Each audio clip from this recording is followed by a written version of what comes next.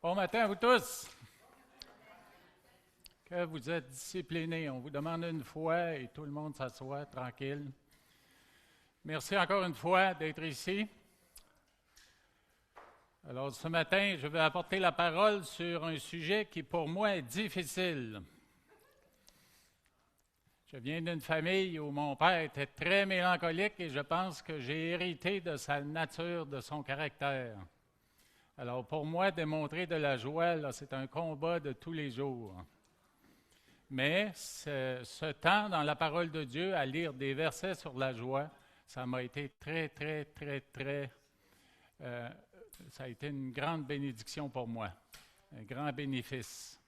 Alors je veux vous partager ce que j'ai lu dans la parole. Donc vous allez avoir encore une fois une bonne dose de versets de la parole. Je vais laisser la parole parler pour elle. Mais il y a quand même quelques commentaires que je veux vous partager entre tout ça. Alors, vous voyez le titre du message, « D'où vient votre joie? » Et puis, le verset ou le passage avec lequel je veux commencer, c'est dans 1 Pierre, chapitre 1, les versets 3 à 9. Mais avant d'aller là, j'aimerais tout simplement commencer avec un mot de prière. Éternel, tu es un grand Dieu, tu es tout-puissant, tu es magnifique en sainteté. La parole te décrit comme un Dieu que nous ne pouvons même pas imaginer. Alors, cette révélation que nous avons eue par la création, révélation par Jésus qui a marché sur la terre, révélation par ta merveilleuse parole, mais nous la recevons avec une grande gratitude.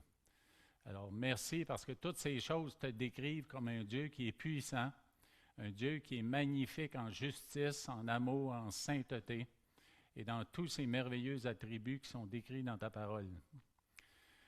Tu es un Dieu aussi en qui on peut se confier, et tu es un Dieu de relation. Alors merci d'avoir établi cette relation avec nous et de nous avoir rappelés à faire partie de ta famille. Merci de nous avoir adoptés par le salut en Jésus-Christ, et merci parce que ça nous donne une grande joie. Alors ce matin, aide-nous à nous concentrer sur cet élément de ta parole, cette exhortation de ta parole d'être dans la joie. Puis on te demande en cette période de l'année, Seigneur, où on parle beaucoup de joie, mais de faire en sorte que notre joie, elle est véritable et que notre joie est en toi.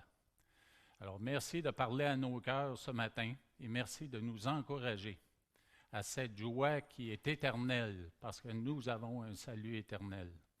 Alors, merci de bénir ce temps dans le nom glorieux de Jésus. Amen.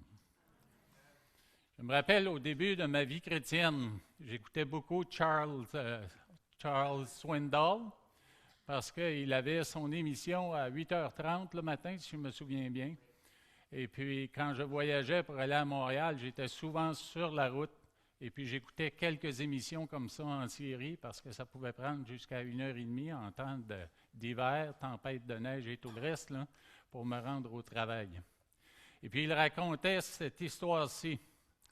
C'est un homme qui vit un moment de dépression, puis un moment de grande difficulté au niveau psychologique, au niveau émotionnel.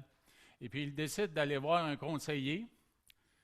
Et puis, le conseiller échange avec lui, et puis il parle de son temps difficile, de sa dépression, de son pessimisme, ses émotions négatives, et même un désir peut-être d'en finir et de s'enlever la vie.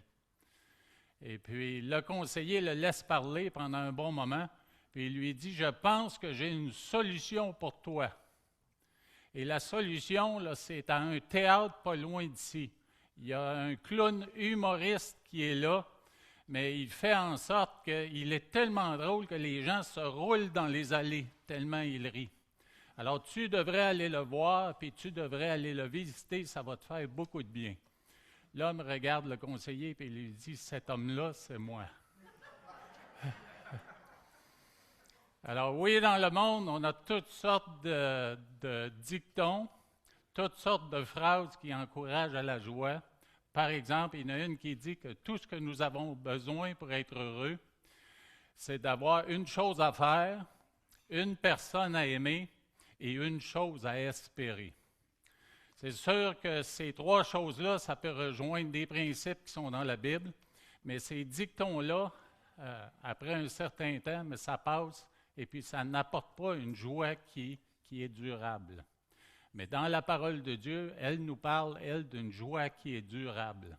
Et c'est là que nous voulons aller ce matin, avec toutes ces pressions que nous avons à Noël, de focaliser sur les joies, plus que les tristesses, parce que des tristesses, nous en vivons.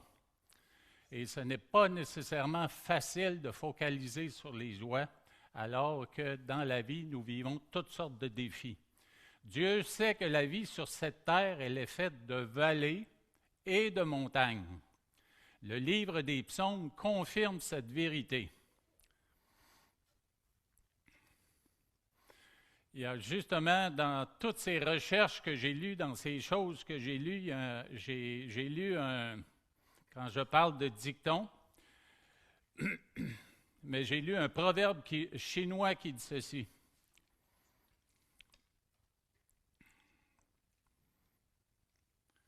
Laissez-moi le retrouver. Si vous voulez être heureux pour 1 heure, intoxiquez-vous. Si vous voulez être heureux pour 3 jours, mariez-vous. Si vous voulez être heureux pour 8 jours, tuez votre cochon et mangez-le. Et si vous voulez être heureux pour toujours, apprenez à pêcher. Alors moi, je peux vous dire que j'ai essayé d'aller pêcher pour être heureux, mais il y a des moments où je revenais drôlement déçu.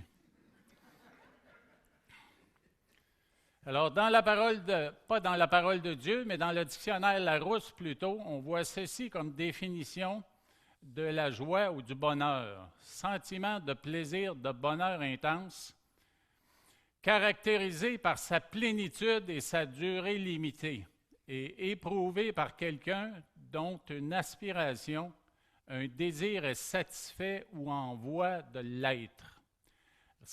On dit, par exemple, ressentir une grande joie, être fou de joie. On parle aussi comme deuxième définition, toujours dans le même document, ce qui provoque chez quelqu'un un sentiment de vif bonheur ou de vif plaisir. On dit, par exemple, c'était une joie de les regarder.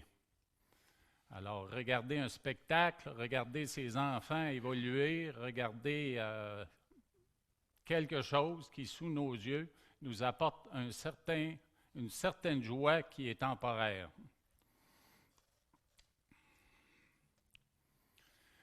Alors, j'ai fait une recherche de joie et bonheur sur Internet et puis c'est l'intelligence artificielle qui m'a répondu avec des choses comme ceci. La joie est à la fois une émotion et un sentiment. En psychologie, elle est souvent classée parmi les 6 émotions primaires, innées et universelles. La peur, la tristesse, la colère, la surprise, le dégoût et la joie. Alors, vous avez les 6 qui sont là. On dit aussi ceci, bonheur et joie sont souvent utilisés comme synonymes pour exprimer un état de satisfaction intense. Mais il y a une nuance entre les deux. La joie est souvent plus passagère et vive, comme une émotion, tandis que le bonheur peut être perçu comme un état plus durable, profond et global, lié à un bien-être général ou à l'épanouissement, bien que la joie puisse être une composante du bonheur. Si on regarde dans la parole de Dieu le nombre de fois qu'on rencontre le mot joie, réjouissons, allégresse, versus le mot bonheur on le rencontre dans la Bible Louis II moins de 10 fois. Tandis que les mots là, se réjouir, allégresse, joie, et tous les mots qui en dérivent, mais on peut les rencontrer à plusieurs centaines de fois. Alors, je crois que la définition qu'on nous donne ici, là, que le bonheur, c'est plus durable, moi, je crois que c'est possiblement l'inverse selon la parole, puisque dans la parole, nous sommes encouragés à la joie et non pas au bonheur. Même qu'aux États-Unis, on en a fait le sujet là, de la déclaration d'indépendance. Vous vous rappelez de ce film? Alors, dans la déclaration d'indépendance, on dit ceci, « Nous tenons ces vérités pour évidentes par elles-mêmes que tous les hommes sont créés égaux, qu'ils sont dotés par leur Créateur de certains droits inaliénables, que parmi ces droits figurent la vie, la liberté et la poursuite du bonheur. Alors, c'est ce qu'on voit dans le monde et c'est ce qu'on a même nous-mêmes tendance à rechercher. Et puis moi, je peux vous dire que dans les différentes poursuites de bonheur que j'ai faites dans ma vie, mais j'ai été à plusieurs fois drôlement déçu. Alors, c'est dans ma relation avec le Seigneur, et c'est ce que nous retrouvons dans la parole, c'est que la joie, nous la retrouvons dans les relations interpersonnelles. Alors que la poursuite du bonheur, on la recherche souvent dans les possessions qui sont matérielles, financières et dans autre chose qu'une relation interpersonnelle. Alors, c'est ce qui est important dans le message de ce matin, c'est que la joie, elle dérive de relations interpersonnelles. Et vous allez voir dans tous les versets que je vais présenter à l'écran, c'est ce qui transparaît, c'est ce qui ressort de ces versets-là. Alors, pour terminer ici, juste ce thème-là, ce droit fondamental inscrit par Thomas Jefferson établit que chaque individu a le droit d'aspirer à son propre bonheur, un concept qui deviendra central au rêve américain. Et puis, c'est vraiment là, sur quoi s'appuient tous les gens qui veulent peut-être aller aux États-Unis pour essayer de redémarrer une autre vie après avoir vécu dans un autre pays toutes sortes de souffrances.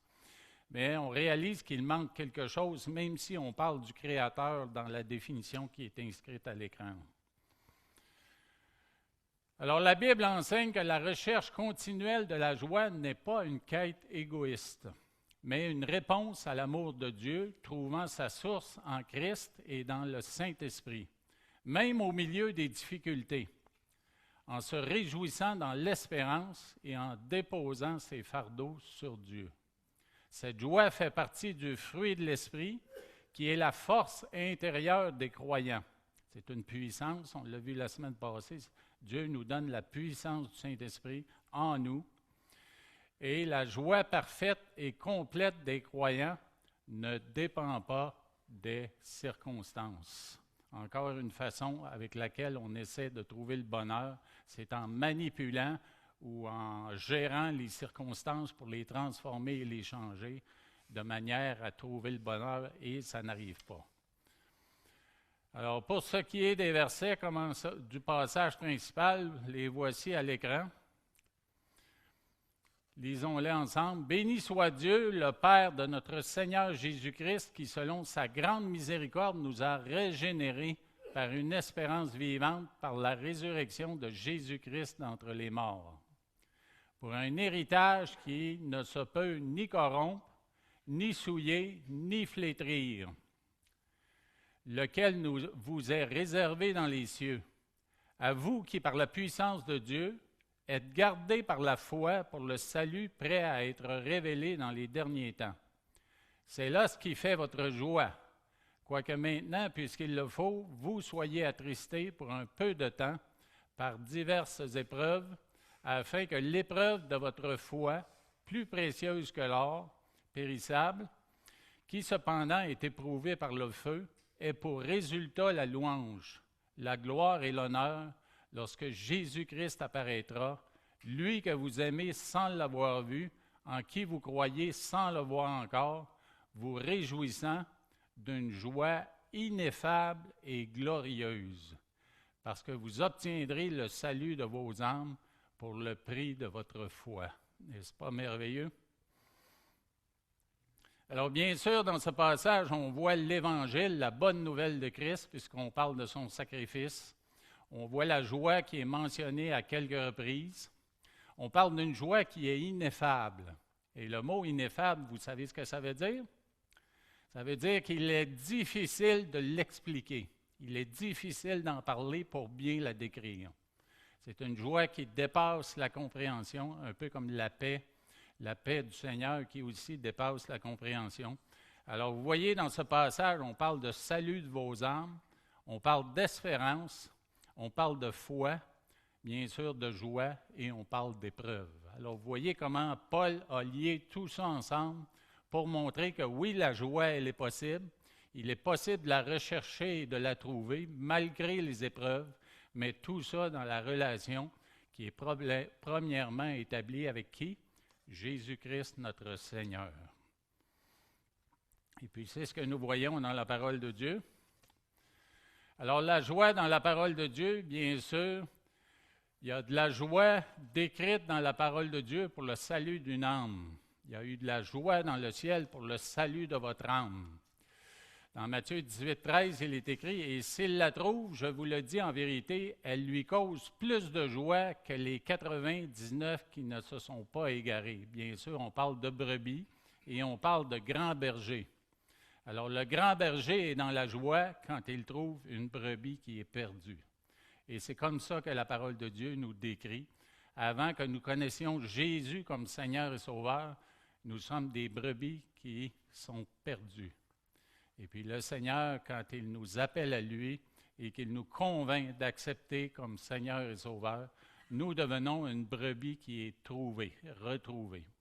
Et puis ça fait la joie du berger, la joie du Seigneur. Alors bien sûr, ce berger-là, il fait une action qui est motivée par la joie. Vous voyez dans Luc 15, 5, lorsqu'il a retrouvé cette brebis, il la met avec joie sur ses épaules. Alors, vous voyez que le Seigneur se réjouit chaque fois qu'un humain est sauvé, qu'un être humain est sauvé, mais il y a de la joie en lui. Il se réjouit grandement. Et bien sûr, cette joie-là, elle est là partout dans le ciel, auprès de Dieu. Dans Luc 15, 7, on dit ceci, « De même, je vous le dis, il y aura plus de joie dans le ciel pour un seul pécheur qui se repent que pour 99 justes qui n'ont pas besoin de repentance. De même, je vous le dis, il y a de la joie devant les anges de Dieu pour un seul pécheur qui se repent. » Alors, imaginez cette joie au ciel. Nous-mêmes, nous sommes dans la joie. Quand mon frère jumeau a accepté Jésus comme Seigneur et Sauveur, j'étais dans une joie, une grande joie. J'imagine que le Seigneur était encore plus dans la joie. Alors vous, demain, peut-être qu'il y a des membres de vos familles, des amis que vous avez amenés à la connaissance du Seigneur, qui ont accepté Jésus comme Seigneur et Sauveur. Et j'imagine que chez vous, il y a eu de la joie, et dans le ciel encore plus. Alors l'Église fait la joie du Seigneur. Dans Ésaïe 62, 5, alors ici, bien sûr, j'étais dans la joie quand notre frère a utilisé l'image du mariage pour parler dans son introduction et dans toutes ses interventions ce matin. Dans Ésaïe 62, 5, il est écrit ceci, « Comme un jeune homme s'unit à une vierge, ainsi tes fils s'uniront à toi. Et comme la fiancée fait la joie de son fiancé, ainsi tu feras la joie de ton Dieu. » Alors, cette union-là que nous avons acceptée avec notre Dieu, qu'il confirme par le sceau de son esprit en nous, mais ça réjouit son cœur. Et puis, on doit s'attarder et réfléchir à ces choses-là. Et je peux vous dire que pour moi, qui a essayé de regarder des choses humoristiques sur Internet, j'ai trouvé des histoires humoristiques qui m'ont bien fait rire, mais rien qui m'a apporté la joie comme de méditer le salut que le Seigneur m'a donné. Et les circonstances qu'il a placées dans ma vie et comment il a fait en sorte que je m'approche de lui, que je sois convaincu que le sens de la vie, nous le trouvons dans cette union-là avec Jésus-Christ pour l'éternité. Et dans Sophonie 3,17, « L'Éternel, ton Dieu, est au milieu de toi comme un héros qui sauve. Il fera de toi sa plus grande joie. Il gardera le silence dans son amour. Il aura pour toi des transports d'allégresse. » Imaginez, transports d'allégresse. C'est une belle expression qui réjouit mon cœur quand je lis cette expression-là. Alors, bien sûr, cette joie-là, on la développe comment? On la développe dans la parole de Dieu. Et dans Jean 15, 11, il est écrit, « Je vous ai dit ces choses, afin que ma joie soit en vous et que votre joie soit parfaite. » Alors, Jésus les a dites, ces choses. Il en a parlé à ses contemporains. Mais nous sommes bénis d'avoir d'avoir le rapport de tout ça écrit dans notre langue maternelle. Prions pour ces gens sur la planète qui n'ont pas la parole de Dieu dans leur langue maternelle et qui ne connaissent pas ces choses-là. Alors, remercions le Seigneur d'avoir dit ces choses-là, et puis nous les avons aujourd'hui dans la langue maternelle où nous pouvons les comprendre et puis nous appuyer sur ça. Alors, cette joie-là, elle est développée par la lecture régulière et continue et l'étude de la parole de Dieu. Dans Jean 17, 13, il est écrit « Et maintenant, je vais à toi. Et je dis ces choses dans le monde afin qu'ils aient en eux ma joie parfaite. » Alors, il a dit ces choses et il s'en va, il est retourné auprès du Père, mais nous avons son esprit pour nous expliquer et nous aider à comprendre ces choses. Et dans 1 Jean 1,4, l'apôtre Jean continue en disant « Et nous écrivons ces choses afin que notre joie soit parfaite. » Alors, non seulement la joie de les lire, mais la joie de les transmettre, nous, à notre tour. Alors, ça devrait être une joie pour nous là, de citer des versets aux gens que nous rencontrons. Et Chantal et moi, nous avons eu la joie cette semaine de rencontrer un jeune homme qui est venu nous vendre une porte patio. Et puis moi, j'hésitais d'acheter avec lui la porte patio, mais il était très sympathique. Très, très sympathique. Un jeune homme nommé Philippe. Et puis nous avons parlé pendant 2 heures, pas toujours de la porte patio, parce qu'il m'a demandé ce que je faisais dans la vie. Et quand j'ai mentionné pasteur, mais là, il avait des questions à poser. Et puis c'est un jeune homme qui, à 16 ans, a eu un grave accident de jet ski. Sur l'eau, il a frappé un bateau et puis il a une blessure sérieuse à la tête, il aurait pu mourir. Alors, naturellement, il était porté sur les questionnements sur le sens de la vie, mais ça l'a amené encore plus à faire des recherches. Et puis, il nous a dit qu'il avait une Bible à la maison, même des Bibles à la maison, et qu'il avait un oncle qui, à 77 ans, s'était fait baptiser comme chrétien. Alors, cet oncle-là lui parle de temps à autre et il a été influencé par lui. Alors, imaginez la joie de cet oncle-là d'avoir un neveu qui est réceptif à la parole de Dieu. Alors, nous avons révisé avec lui plusieurs des versets qui parlent du salut en Jésus-Christ. Nous lui avons donné plusieurs documents pour qu'il puisse les lire et nous l'avons invité à nous appeler s'il avait quelques questions que ce soit sur la parole de Dieu et son sens. Alors oui, la lire, ça nous apporte une joie et la transmettre, ça nous apporte aussi une grande joie. Alors prions que Dieu nous donne des opportunités de le faire.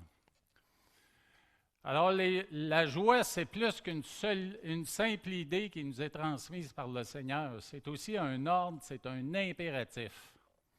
Quand on lit l'impératif présent dans la parole, mais il faut porter attention et s'y soumettre. 2 Corinthiens 13:11, au reste, frères, soyez dans la joie. Perfectionnez-vous, consolez-vous, ayez un même sentiment, vivez en paix, et le Dieu d'amour et de paix sera avec vous. Soyez dans la joie. Et puis Paul en remet dans Philippiens 4:4, non pas une fois, mais 2 fois dans le même verset. Alors, si vous ne comprenez pas par le premier, réjouissez-vous, peut-être comprendrons-nous avec le deuxième, réjouissez-vous. Réjouissez-vous toujours dans le Seigneur. Je le répète, réjouissez-vous. Réjouissons-nous dans le Seigneur. Alors, bien sûr, nous savons que pas un des fruits de l'Esprit, mais ce qui fait partie du fruit de l'Esprit, c'est l'amour, la joie, la paix, la patience, la bonté, la bénignité, la fidélité, la douceur et la tempérance. Alors, vous voyez la joie là comme un élément super important. D'ailleurs, c'est communicatif. Quand vous voyez quelqu'un sourire, quelqu'un qui est dans la joie, c'est comme un aimant que vous rencontrez, que cette personne-là vous attire, plus qu'une personne qui est renfrognée et sérieuse. Et quand je pensais à ces choses-là, mon père a fait plusieurs travails. Je pouvais dire travaux là, au pluriel, mais c'est vraiment là, plusieurs expériences de travail en même temps pour subvenir aux besoins d'une famille de 5 enfants. Il a été policier-pompier à Trois-Rivières. Il faisait de la menuiserie. Mais en même temps aussi, il travaillait pour un de ses amis comme porteur dans des services funéraires. Puis mon père avait un air sérieux, là, tellement sérieux là, qu'il était vraiment à sa place quand il faisait ça. Là. Et puis je me rappelle, moi, pour avoir fait un peu de travail là, dans une brasserie à Trois-Rivières, je me rappelle l'avoir vu entrer parce qu'il y a eu une descente de police à cet endroit-là alors que j'étais là dans la place à accomplir mon travail. Puis il était un des premiers qui a entré. Puis il est entré là, avec un air sérieux. Là. Je suis certain que s'il y avait des jeunes dans la place là, qui n'avaient pas les cartes pour être là, mais qu'ils ont peut-être tremblé à l'intérieur là, en le voyant entrer. Là. Alors, un des fruits de l'esprit ou une des parties du fruit de l'esprit, c'est la joie. Alors, c'est peut-être difficile pour nous, on doit se faire violence, mais il faut le faire. Hier, nous avons fait chez nous là, de la cuisine, toute la famille ensemble, pour faire des beignets du temps des fêtes. Et puis, il y a une conversation qui a commencé sur la politique. Et puis, ça semblait vouloir déraper, là. Et puis, ça n'allait pas dans la bonne direction. Et puis, moi qui, de temps à autre, je ne résiste pas à la tentation d'embarquer dans ça. Mais j'étais en arrière, puis j'étais en train de faire mon affaire, là, qui est au début de la chaîne de travail, de la chaîne de montage. Là. Et puis, j'ai lancé tout d'un coup quelque chose qui a fait rire tout le monde. Et puis, c'était une chose qui était absurde côté politique, puis côté attachement politique. Là. Alors, tout le monde s'est mis à rire, ça a détendu l'atmosphère, puis ça a fermé cette parenthèse-là. Là. Alors, essayons de voir les choses de manière plus légère, parce que c'est trop facile de se renfrogner, avoir un air sérieux. Et puis, juste aussi une autre méditation qui m'est venue alors que je regardais ça, étant donné que vous allez voir, puis vous voyez déjà que dans les versets sur la joie, on parle premièrement d'une relation interpersonnelle avec le Seigneur. C'est la première à établir, la principale. Mais après ça, on voit que Paul, dans beaucoup des versets où il mentionne le mot joie, il parle de relations interpersonnelles avec les membres des églises qu'il visite, avec les disciples de Christ. Et puis moi, je me disais, en lisant ces versets-là, ça m'a frappé que moi, je me justifiais souvent dans les rencontres familiales ou dans d'autres rencontres pour m'isoler, pour rester dans le silence. Puis je disais, c'est mon caractère qui est comme ça. Mais on doit se faire violence et s'approcher des gens. Même s'il y a des moments qui sont nécessaires où on doit se retirer à l'écart et recharger ses batteries, il faut quand même qu'on accepte les défis que le Seigneur place dans nos vies pour aller vers les gens. Pour aller vers les gens et puis faire cet effort-là. Dans Actes 13, 52, il est écrit, tandis que les disciples étaient remplis de joie et du Saint-Esprit. Alors, vous voyez les deux éléments, là. Puis les gens le reconnaissaient, là.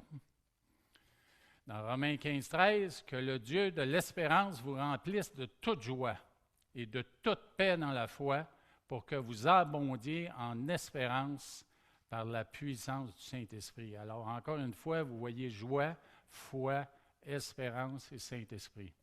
Tous dans le même verset. Là. Et dans Romains 14, 17, car le royaume de Dieu, maintenant ici sur la terre, ce n'est pas le manger et le boire, surtout au temps des fêtes, alors qu'on aime bien ça. Hein? Le royaume de Dieu, ce n'est pas le manger et le boire, mais la justice, la paix et la joie par le Saint-Esprit. Alors, pensez à ces choses alors que vous préparez à rencontrer des membres de vos familles pour le temps des fêtes. Alors ici, Paul, il va parler de la joie de voir ou de pratiquer, voir et pratiquer l'amour du prochain. Dans Philémon 1,7, il est écrit « J'ai en effet éprouvé beaucoup de joie et de consolation au sujet de ta charité, car par toi, frère, le cœur des saints a été tranquillisé. » Alors, bien sûr, dans la parole de Dieu, nous sommes encouragés à donner. Et il est mieux de donner que de recevoir, diraient les boxeurs.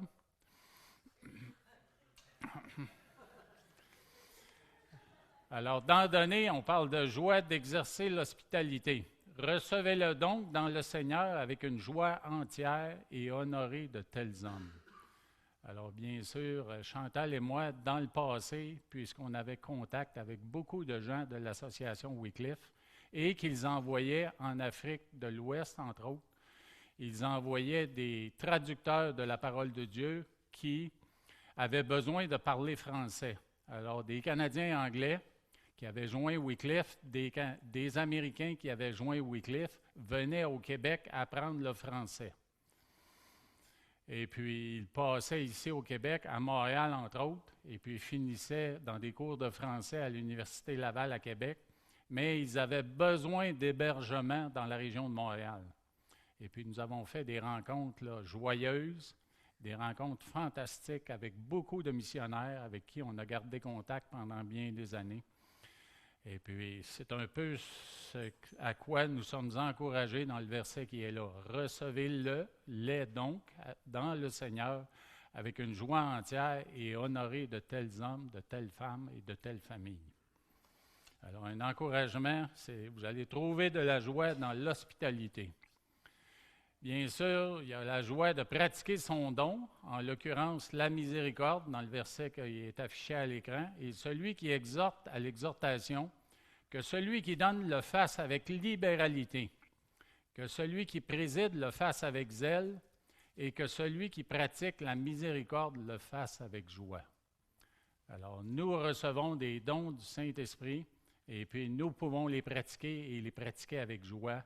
C'est ce à quoi nous sommes encouragés dans la parole. Bien sûr, à plusieurs endroits dans la parole, il y a la joie de fraterniser. Ils étaient chaque jour tous ensemble assidus au temple.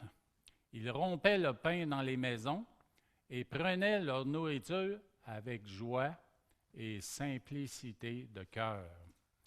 Alors que l'Église vient de naître, les disciples ont reçu le baptême du Saint-Esprit, ils ont reçu le Saint-Esprit et ils se lancent dans cette grande aventure de l'Église pour glorifier et honorer le Seigneur.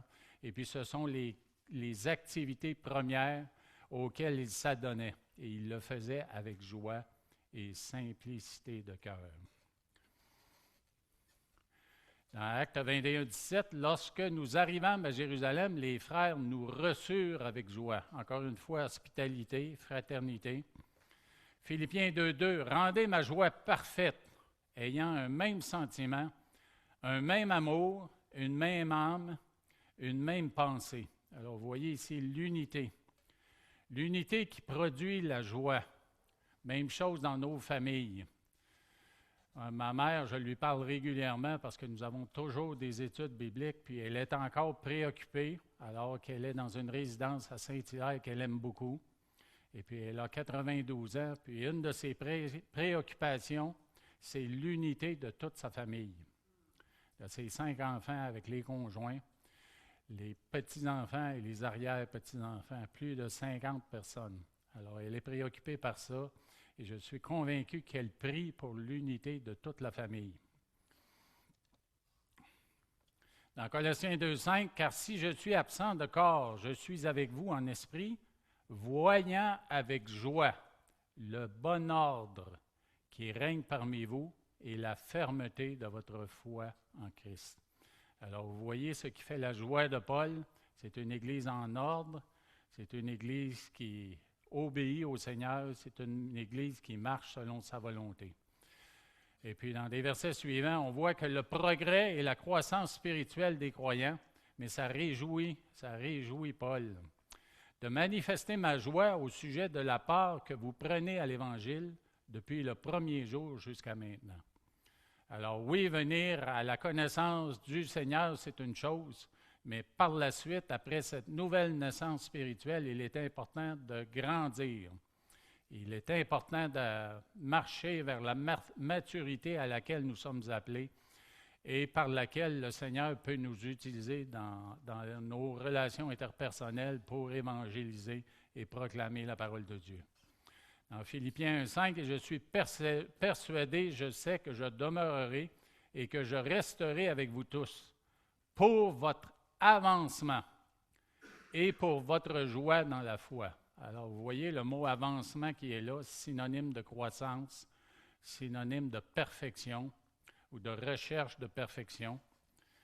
Et dans Philippiens 4,1, « C'est pourquoi, mes bien-aimés et très chers frères, vous qui êtes ma joie et ma couronne, demeurez aussi fermes dans le Seigneur, mes bien-aimés. » Alors, encore une fois, c'est la joie de Paul de voir que plusieurs demeurent fermes dans le Seigneur, qu'ils ne délaissent pas, qu'ils ne s'en vont pas. Ce matin, comme plusieurs dimanches ou plusieurs requêtes de prière le mercredi soir, on prie pour ceux qui se sont éloignés. Alors, ça nous apporte la tristesse de voir certains de nos enfants ou certaines personnes à qui nous avons partagé l'Évangile, qui ont peut-être même fréquenté l'Église, qui se sont éloignés. Mais la joie pour Paul, c'était de voir que des gens étaient affermis dans la parole de Dieu, affermis dans leur foi. Et dans 2 Corinthiens 7,4, « J'ai une grande confiance en vous, j'ai tout sujet de me glorifier de vous. Je suis rempli de consolation, je suis comblé de joie au milieu de toutes nos tribulations. » Alors ici, il commence à faire allusion au fait qu'il est dans la joie de voir ceux qui persévèrent malgré les défis, malgré les tribulations, malgré la maladie, malgré la persécution. Je vous ai partagé il y a quelque temps déjà que de parler à Pierre Leblanc après son premier diagnostic de cancer, mais c'était encourageant pour moi de parler avec lui. Là. Alors, j'ai vu ça à plusieurs reprises auprès de ceux qui étaient malades, que leur foi, étant donné qu'il leur restait leur foi à quoi s'accrocher. Et puis, ils faisaient confiance à Dieu pour non seulement la médecine qui pouvait les guérir, ou Dieu qui pouvait les guérir, mais aussi si ça n'arrivait pas, si ce n'était pas la volonté de Dieu, mais ils avaient l'assurance d'une vie bien meilleure, une vie délivrée des maux de ce monde. Alors oui, Paul, il déclare qu'il a la joie de voir des enfants de Dieu obéir au Seigneur. « Je n'ai pas de plus grande joie que d'apprendre que mes enfants marchent dans la vérité. » Alors pour ceux qui ont eu des enfants ici en ce monde, mais vous savez très bien que de voir vos enfants obéir à ce que vous leur dites, mais ça réjouit vos cœurs. Et contrairement, de les voir désobéir, ça vous attriste. Et c'est la même chose avec ceux qui obéissent à la parole de Dieu. C'est réjouissant pour ceux qui vous ont amené à la connaissance de Dieu ou vous accompagnent dans la croissance spirituelle. Dans Hébreux 13, 17, il est écrit « Obéissez à vos conducteurs et ayez pour eux de la déférence, car ils veillent sur vos âmes comme devant en rendre compte, qu'il en soit ici, afin qu'ils le fassent avec joie. » Voyez-vous encore le même thème, là. Ceux qui vous accompagnent, ceux qui vous guident, sont dans la joie de voir que vous obéissez au Seigneur, que vous marchez dans ses voies. Contrairement à gémir, ce qui ne serait d'aucun avantage à personne, non plus aux conducteurs, ni à ceux qui sont conduits. Alors, dans la parole de Dieu, il y a beaucoup de versets qui parlent de joie, entre autres dans les psaumes. Vous avez des versets ici, principalement des psaumes.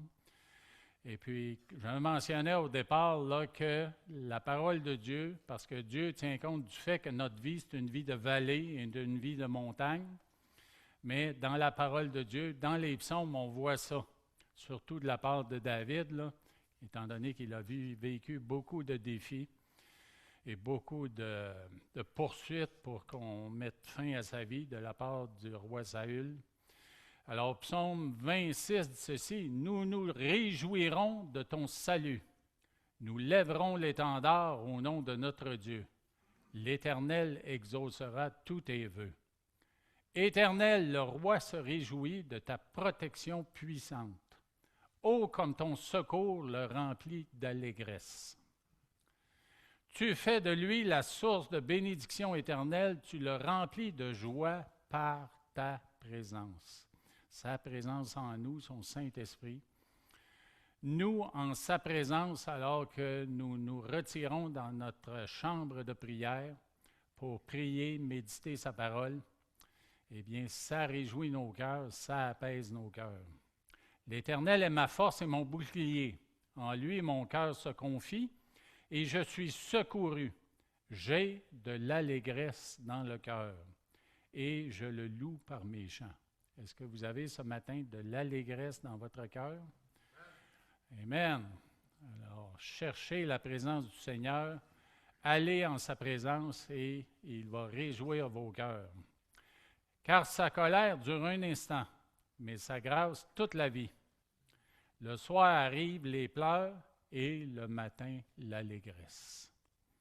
Alors, il m'est arrivé à plusieurs reprises devant des circonstances, qu'elles soient familiales, qu'elles soient par rapport à l'Église, qu'elles soient tout simplement par rapport à moi-même, mais d'avoir de la tristesse et des pleurs au coucher le soir, de m'endormir avec les pleurs et de la tristesse, mais le matin, l'allégresse arrive parce que, comme le lever de soleil, mais la présence de Dieu dans nos vies pour nous relever après être tombés.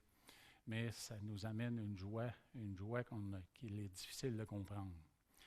Alors, tu as transformé mes pleurs en une danse de joie et tu m'as ôté mes habits de deuil pour me revêtir d'un habit de fête.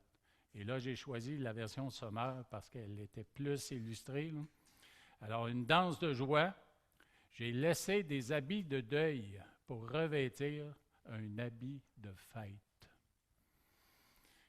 Et afin que mon cœur te chante et ne soit pas muet, Éternel mon Dieu, je te louerai toujours. Alors, vous voyez là, transpirer au travers de ces versets le désir de Dieu de nous voir joyeux, de nous voir dans la joie, malgré les circonstances. Et c'est pour ça qu'il est important de s'attacher solidement à Dieu et à sa parole, pour vaincre ces pensées noires-là. On sait à quel point l'ennemi veut diriger nos regards vers nos situations, vers nos circonstances, alors que nous devons, comme Pierre, quand il est sorti de la barque, regarder à Jésus, fixer Jésus. Sinon, qu'est-ce qui est arrivé à Pierre quand il a arrêté? Il a commencé à couler. Alors, si nous ne voulons pas couler dans les émotions négatives, dans le pessimisme, dans la dépression, dans la tristesse, mais nous devons fixer nos regards sur le Seigneur. Et je vais terminer avec une histoire, je vais la présenter à l'écran et vous la lire. Alors, ça s'intitule « La montre continue son tic-tac ». Il y a longtemps, je ne veux pas faire compétition à notre frère qui a partagé une histoire ce matin, là, mais c'est comme ça, c'est arrivé comme ça. Alors, il y a longtemps, un jeune garçon reçut un cadeau de grande valeur, la montre de poche en or de son grand-père décédé. Oh, combien merveilleux ce trésor! Mais un jour, alors qu'il travaillait dans l'usine à glace de son père, il perdit la montre au milieu de la glace et de la sciure de bois. Il y a bien des gens ici qui comprennent ça. Vous savez qu'il y a bien des années, quelques générations, mais parce qu'il n'y avait pas de réfrigération, on coupait la glace sur les lacs, j'imagine, puis on emmagasinait ça dans des entrepôts, et la sciure de bois servait d'isolant pour l'empêcher de fondre.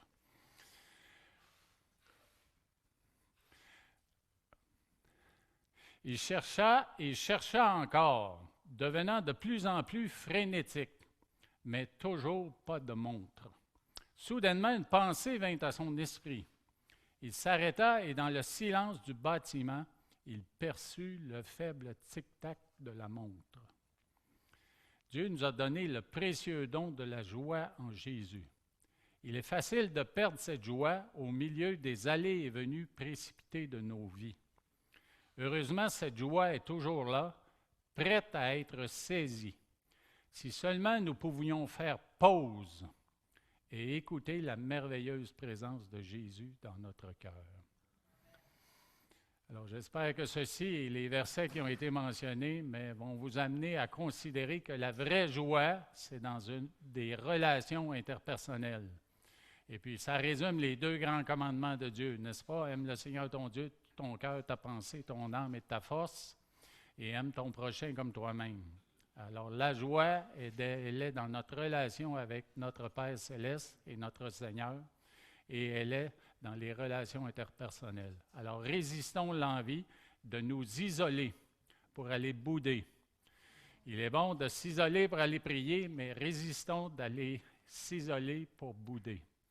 Et je confesse que j'ai été coupable de cela. Mon épouse peut vous en parler. Alors, je vous laisse avec ceci et prions.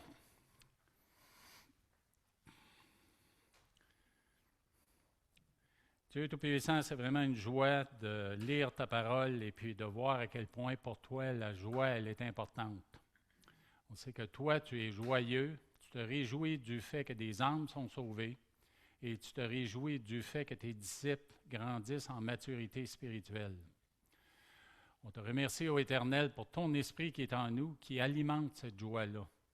Et on te demande, Dieu Tout-Puissant, tout en te demandant pardon de lui résister, on te demande, ô Éternel, de nous aider à nous faire nous-mêmes violence et puis nous laisser aller à cet esprit de vie, cet esprit de joie, pour être un témoignage qui va attirer des gens à toi par la joie que nous allons démontrer, de nous sacrifier dans différentes actions, de nous sacrifier de différentes manières, comme Jésus s'est sacrifié. Peut-être pas aller mourir à la croix, mais sacrifier notre temps, nos énergies, nos moyens matériels et financiers, afin de pouvoir bénir autour et donner la joie de l'amour du Seigneur présenté à des gens qui en ont grandement besoin dans un monde qui s'enfonce de plus en plus dans le mal et dans l'égoïsme. Alors, on te remercie, ô Dieu Tout-Puissant, par ton esprit en nous, de nous pousser dans cette direction-là. Brise nos résistances, Seigneur. Brise nos résistances. Et donne-nous de toujours être prêts à témoigner dans la joie de ton amour, de ta miséricorde et de ta compassion. Comme notre frère l'a mentionné ce matin, il est difficile pour nous de s'abandonner à toi et de nous laisser aller à la volonté de ton esprit. On te demande pardon, nous aussi, pour ça. Et on te demande, ô Éternel, comme j'ai déjà mentionné, brise nos résistances et amène-nous à nous abandonner complètement à toi. Que notre témoignage soit authentique, sincère et complet, dans l'amour pour ta gloire, dans l'amour pour ta gloire et le salut des âmes. C'est dans le nom de Jésus que nous prions. Amen. Bonne semaine, Dieu vous bénisse.